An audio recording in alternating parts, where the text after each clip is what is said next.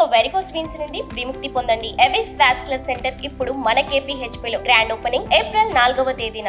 అందరికీ ముందుగా నమస్కారం. అందరూ కూడా మనస్ఫూర్తిగా క్షమించాలి, ఎందుకంటే ఆలస్యమైంది.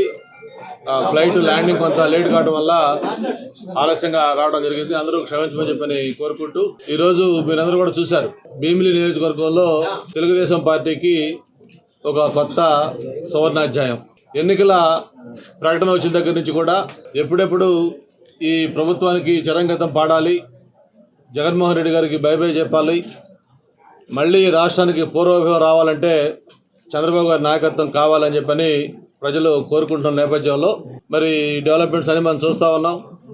తెలుగుదేశం పార్టీతో పాటు పవర్ స్టార్ పవన్ కళ్యాణ్ గారు జనసేన పార్టీ, అలాగే భారతీయ జనతా పార్టీ అన్నీ కలిపి ఉమ్మడి కూటమిగా ఏర్పాటు కావటం, అలాగే ఉమ్మడి కూటమి తరఫున అభ్యర్థులు కూడా 175 అసెంబ్లీ స్థానాలకి, అలాగే 25 ఎంపీ స్థానాలకు కూడా ఫైనలైజ్ చేయటం, ఇవన్నీ కూడా జరిగాయి. మరి భీమిలి అభ్యర్థిగా, ఉమ్మడి అభ్యర్థిగా తెలుగుదేశం పార్టీ నుంచి, అలాగే జనసేన భాజపా సపోర్ట్ చేసిన అభ్యర్థిగా నేను అనౌన్స్ అయిన తర్వాత ప్రత్యేకంగా రూరల్ ప్రాంతంలో ఆనందపురం కానీ, పద్మనాభం కానివ్వండి, లేకపోతే భీమిలి రూరల్ మండలం కానివ్వండి, 3 మండలాల నుంచి కూడా ఒక అనూహ్యమైన స్పందన. వాళ్ళు ఎన్నో రోజుల నుంచి కోరుకుంటున్న మనిషి మాకు వచ్చారు, మీలాంటి వాళ్ళు మాకు కావాలి, మేమందరం కూడా పార్టీలో చేరతాం, మీకు మద్దతుగా ఉంటామని చెప్పని గ్రామాలు ఒక పండగ వాతావరణంలో వాళ్ళందరూ కూడా సెలబ్రేట్ చేసుకుంటూ వాళ్ళు ముందుకు వస్తూ ఉన్నారు. ఈరోజు ఈ ఆనందపురం సెంటిమెంట్ కూడా నాకు ఒక కలిసి వచ్చిన మండలం. 2014లో కూడా హైయెస్ట్ మెజారిటీ మండలం. ఆ మండలం నుంచి మనం ఈ జాయినింగ్స్ ప్రారంభం చేసుకోవడం జరిగింది. ఈరోజు ఒక 3 సర్పంచులు, అలాగే 200 మంది పైగా వార్డు మెంబర్లు కానీ, ఎక్స్ సర్పంచులు కానీ, లేకపోతే ఈ సొసైటీ డైరెక్టర్లు కానీ, లేకపోతే కీలకమైన వ్యక్తులు రావడం జరిగింది. వీళ్ళతో పాటు ప్రతి గ్రామంలో కూడా జాయినింగ్స్ ఉన్నాయి. అవన్నీ త్వరలోనే మండలం టూర్ పెట్టుకుపోతా ఉన్నాం. ఆ మండలం టూర్ పెట్టుకున్నప్పుడు ఏ గ్రామానికి సంబంధించిన నాయకులు ఎవరెవరు చేస్తున్నారో వాళ్ళందరినీ ఆ గ్రామంలో నేను పర్యటనకు వెళ్ళినప్పుడు ఆ గ్రామంలోని అందరి పెద్దల సమక్షంలో ఆ జాయినింగ్స్ కూడా చేసుకుంటామని చెప్పని ఈ సందర్భంగా తెలియజేసుకుంటూ, ఎవరైతే ఈరోజు పార్టీలోకి జాయిన్ అయ్యారో చాలా చాలా కీలకమైన వ్యక్తులు, ముఖ్యంగా మీరు చూస్తూ ఉన్నారు, అందరూ కూడా యువత. ప్రత్యేకించి ఈరోజు ఏదైతే భవిష్యత్తు యువత ఉన్నానో అటువంటి యువకులు ఈరోజు ఎక్కువ మంది మొత్తం జాయిన్ అవ్వడం జరిగింది. వాళ్ళకి మనస్ఫూర్తిగా వెల్కమ్ పలుకుతూ, స్వాగతం పలుకుతూ, మీకు నేను అక్కడ ఎమ్మెల్యే అభ్యర్థిగా, ఒక ఇన్ఛార్జిగా మీకు నేను ఒకటే హామీ ఇస్తా ఉన్నాను, మీకు తెలుగుదేశం పార్టీ కుటుంబంలోకి మిమ్మల్ని ఆహ్వానిస్తా ఉన్నాం. ఇక ఈ రోజు నుంచి రోజు కూడా నేను టూర్ షెడ్యూల్ పెట్టుకుంటా ఉంటే దాంట్లో పొద్దున్నే ఈ జాయినింగ్స్ కార్యక్రమం పెట్టుకోవడం జరుగుతూ ఉంది. అంటే ప్రతి ప్రాంతం నుంచి కూడా జాయినింగ్స్ ఉన్నాయి. అవన్నీ కూడా షెడ్యూల్ చేసుకొని ఈవినింగ్ టూర్కి వెళ్ళే ముందు ఈ జాయినింగ్స్ అన్ని కూడా చేసుకోవడం జరుగుతూ ఉంది. దీనికి ప్రధానంగా ఏంటి, మీకు కూడా ఒక అనుమానం రావచ్చు, ఎందుకు ఇంత పెద్ద ఎత్తున జాయిన్ అవుతా ఉన్నారు, ఏంటిది వెనకాల రీజన్ అంటే దీంట్లో ఏం బ్రహ్మరహస్యం ఏం లేదు, అందరికీ తెలిసిందే. 2019 ఎన్నికల్లో జగన్మోహన్ రెడ్డి గారు ఒక ఛాన్స్ ఇవ్వని అడిగాడు. అందరూ కూడా నమ్మారు, ఒక ఛాన్స్ అన్నాడు. సరే, ఏదో రాజశేఖర రెడ్డి గారి లెగసీ ఉన్నాడు కదా, ఏదైనా చేస్తాడేమో ఈ రాష్ట్రానికి అని చెప్పి ఉద్దేశంతో చాలామంది ఆ ట్రాప్లో, ఆ మాయలో పడిపోయారు.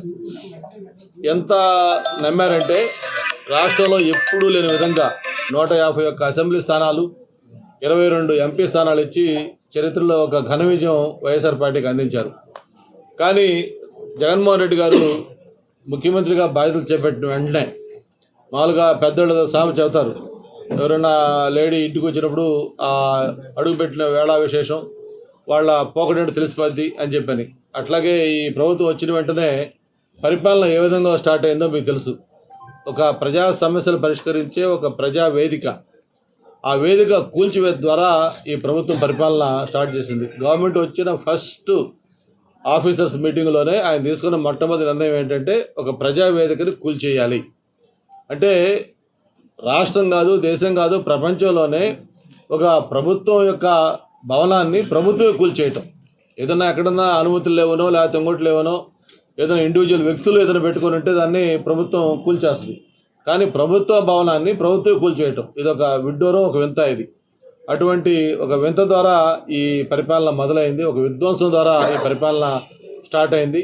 ఆ రోజు నుంచి ఈ రోజు దాకా కూడా ఆ విధ్వంసం అనేది అలా కొనసాగుతూ వచ్చింది. ఈ రాష్ట్రంలో అభివృద్ధి అనేది లేదు, ఒక్క కొత్త పరిశ్రమ లేదు, అలాగే గ్రామాల్లో రోడ్లు లేవు. కేవలం మాట్లాడితే నేను అప్పులు చేసినా సరే నేను బటన్ నొక్కుతా ఉన్నాను, పేదలకి సంక్షేమం ఇస్తాను అంటున్నాడు. ఎస్, సంక్షేమం కూడా కావాలి. తెలుగుదేశం పార్టీ సంక్షేమానికి వ్యతిరేకం కాదు. ఇంతకంటే ఇంకా బెటర్గా సంక్షేమం ఇవ్వాలనేది తెలుగుదేశం పార్టీ డిమాండ్. అసలు ఈ రాష్ట్రంలో సంక్షేమానికి నాంది ఆద్యులు అన్న ఎన్టీ రామారావు గారు తెలుగుదేశం పార్టీ స్థాపించినప్పుడు దేశంలో ఎక్కడా లేని విధంగా సంక్షేమ కార్యక్రమాలకు శ్రీకారం చుట్టిందే తెలుగుదేశం పార్టీ. ఈరోజు కూడా ₹2 కిలో బియ్యం పథకం అనేది ఆ రోజు అన్న ఎన్టీఆర్ గారు పెట్టిందే. ఈరోజు హౌసింగ్ కార్యక్రమం ఆ రోజు అన్న ఎన్టీఆర్ గారు పెట్టిందే. ఈరోజు ఏదైతే పేదవాళ్ళకి ఇచ్చే స్కీమ్స్ అనేక ఉన్నాయో అవన్నీ కూడా ఆ రోజు అన్న ఎన్టీఆర్ గారు పెట్టిందే. అయితే ఇక్కడ మేము చెప్పేది ఏంటంటే సంపద సృష్టించకుండా ఉన్న పరిశ్రమలు పక్క రాష్ట్రాలు తల్లిపోతూ ఉంటే ఆస్తులు అమ్మేసో లేకపోతే భూములు తాకట్టు పెట్టో లేకపోతే అప్పులు చేసో నేను పేదవాడికి పంచుతాను, ఇది ఏదో ఒకటి జరుగుతూ ఉందని చెప్పడమే దాన్ని మేము ఇచ్చేస్తా ఉన్నాం. సంక్షేమ కార్యక్రమాలు ఎంతకంటే మెరుగ్గా అయ్యాలి, ఒక పక్క సంపద సృష్టించాలి, ఆ వచ్చిన సంపదని అభివృద్ధికి అలాగే సంక్షేమానికి బ్యాలెన్స్ చేసుకుంటూ వెళ్ళినప్పుడే దానికి కరెక్ట్గా సమన్వయం అవుతుంది తప్ప సంపద సృష్టించకుండా పరిశ్రమలు పారదోలి ఉద్యోగులు యువతకి ఉపాధి లేకుండా ఇవన్నీ చేస్తూ నేను స్కీమ్స్ ఇస్తున్నానంటే ప్రజలు దాన్ని ఎక్కడ కూడా హర్షించరు. మనం చూస్తూ ఉన్నాం, పక్క హైదరాబాద్ రాష్ట్రం ఉంది. చంద్రబాబు నాయుడు గతంలో ముఖ్యమంత్రిగా ఉండగా అక్కడ దాన్ని ఐటీ కానీ లేకపోతే మిగతా పరిశ్రమలు రావడంతో ఈరోజు హైదరాబాద్ నుంచి ఎంత ఆదాయం వస్తుందో, ఎంతమంది యువతకి ఉపాధి లభిస్తుందో చూస్తూ ఉన్నాం.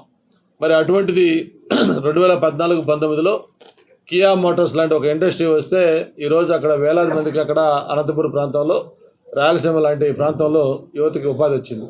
అటువంటి పరిశ్రమ వస్తే ఉపాధి కలుగుతుంది, దాంతోపాటు ఆదాయం వస్తుంది. ఈ సంక్షేమ కార్యక్రమాలు ఇంకా బెటర్గా చేయొచ్చు. అది చేయకుండా కేవలం అప్పులు చేసి చేయడం అనేది తప్పని చెప్పిన కూడా ఈ సందర్భంగా తెలియజేసుకుంటూ, జగన్మోహన్ రెడ్డి గారు మామూలుగా చెప్తా ఉంటాడు, ఆయనకి బ్రాండ్ ఏంటంటే నేను మాట తప్పను మడం తెప్పనని చెప్పని. అలాగే ఈ ప్రచారంలో కూడా చూస్తూ ఉన్నాం, నేను మీకు ఏదైనా మంచి చేశానని మీరు నమ్మితేనే మీరు ఓట్లేయండి అని చెప్పని. అలాగే చెప్పిన హామీలను అమలు చేశానని చెప్పి మీరు నమ్మితేనే ఓట్లేయమంటా ఉన్నారు. మరి నేను ఒకటే మీ ద్వారా అడుగుతా ఉన్నాను, జగన్మోహన్ రెడ్డి గారు మీరు నవరత్నాల పేరుతోటి 9 హామీలు ఒకటి మేనిఫెస్టో కింద మీరు ప్రింట్ చేశారు. అవి కాకుండా మీరు పాదయాత్రలో అనేక హామీలు ఇచ్చారు. అవి కాకుండా ఎలక్షన్ మీటింగ్లో అనేక హామీలు ఇచ్చారు, అనేక వాగ్దానాలు చేశారు. మొత్తం లెక్కేస్తే దాదాపు 900 పైగా హామీలు నవరత్నాలతో కలిపి మీరు ప్రచారంలో కానీ పాదయాత్రలో కానీ ఎలక్షన్ల మేనిఫెస్టోలో పెట్టే కానీ మొత్తం చూసుకుంటే దాదాపు 900 పైగా హామీలు మీరు ఇచ్చారు. వాటిల్లో మొత్తం పాయింట్ వైజ్గా మీరు ఏ హామీని మీరు తప్పారు, ఏ హామీ మీరు అమలు చేయకుండా చితకలబడ్డారు, ఏమేమి మీరు కొంచెం పార్టీలు చేశారు, ఏమేమి పూర్తిగా చేశారు అన్నీ కూడా మేము ఈ పాటికి ఒక వైట్ పేపర్ రిలీజ్ చేశాం మీకు.